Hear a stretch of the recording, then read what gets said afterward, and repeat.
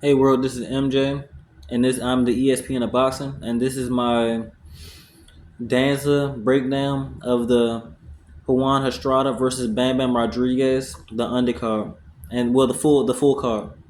So we're gonna start off with Danny Barrios versus Arturo Cardenas.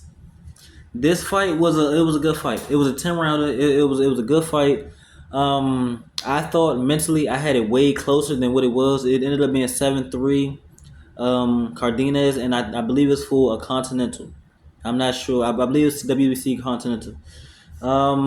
At first, it looked like Danny Barrios. He was southpaw, and he was controlling the outside. He was he'll get his combinations. He'll slip to the right. Then that's always an orthodox person issue. But as the fight went on, Danny Barrios slowed down, and Cadenas he picked up, and he. But listen, when he threw punches, it was not all of them was power punches, but when they hit, you could tell he was strong. If that makes sense. So it made sense why Danny Barrios was fighting that style of fight. He threw his combination, and he did not sit in front of him. But the thing was, Cardenas was walking him down.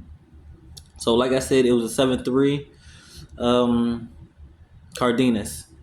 Let me see. This wasn't the co-main. This was before the co-main. This was a female belt. It was Mercado versus Ali, and this was for the 122.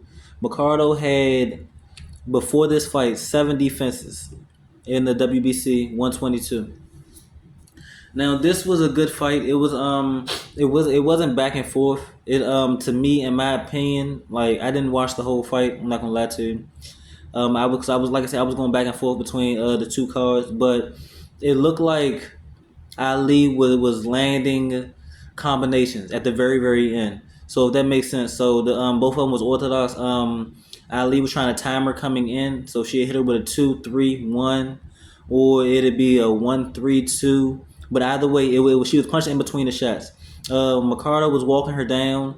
It was her belt. She was like, "You're not gonna take it from me," and that's what the fight was. Ali didn't do enough, if that makes sense. So now we're gonna go to the co-main, which is Sonny Edwards versus Adrian Cruel. Now this fight, we could say it was a scary movie fight because the whole fight it ended with they went to the scorecards early. They did enough for it to go to the scorecards, but it was an accidental headbutt.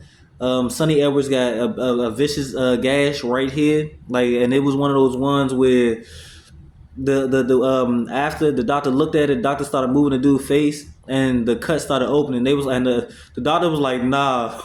And Sonny Edwards didn't refuse it at all. You see what I'm saying? But it was enough to go to the scorecards. So let's get into the fight breakdown itself.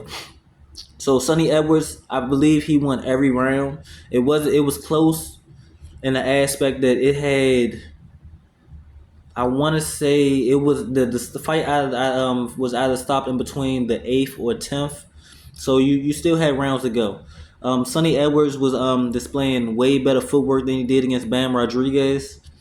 He wasn't sitting in front of the guy. He'd get his combinations off. He'd showboat a little bit, and he'd slide out. Let me see.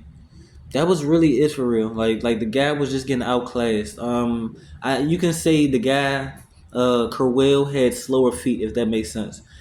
He basically had to keep catching up to him. So let's get into the main event. The main event was Bam Rodriguez versus Juan Estrada. It was a cool fight. It was a really really cool fight. At first, when I first watching it, because like I say, everybody compared Bam Rodriguez to Lomachenko. So as I'm watching it, it's like, okay, Bam Rodriguez is outclassing him. I know Juan Estrada is older, but it after the pace not the pace slowed down after Estrada got his feet, it was like, okay, this is gonna be a good fight. So going into the third round, Bam hurt Juan Estrada with a right uppercut. Now Bam is a southpaw too, so it was a right uppercut, but the refs called it a 45-degree punch. Fourth round, Bam was using a lot of foot feints. Juan Estrada was digging to the body because that's one thing Juan Estrada corner said. He was orthodox, so they was telling him to move to your right and dig to the body on the right side. He did that. He was listening. In the fourth round, Bam knocked Estrada down. It was an uppercut, jab, cross from a southpaw. Like I say, he was actually really hurt off of that.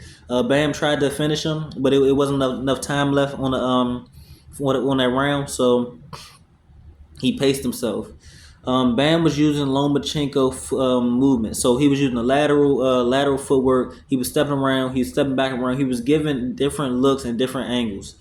But the difference was, when I looked at it, Bam was throwing a lot more power shots than Loma. Loma usually breaks you down over the fight.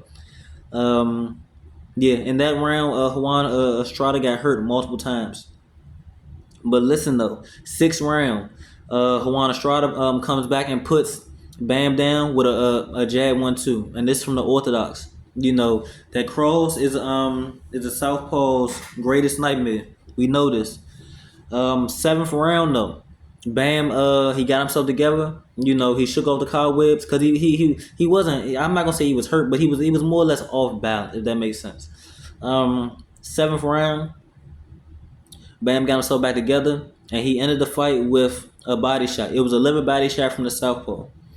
The whole fight, in my opinion, it was action packed. It was a great showing for Bam. Excuse me, great showing for Bam. And now I see why people have him on the pound for pound.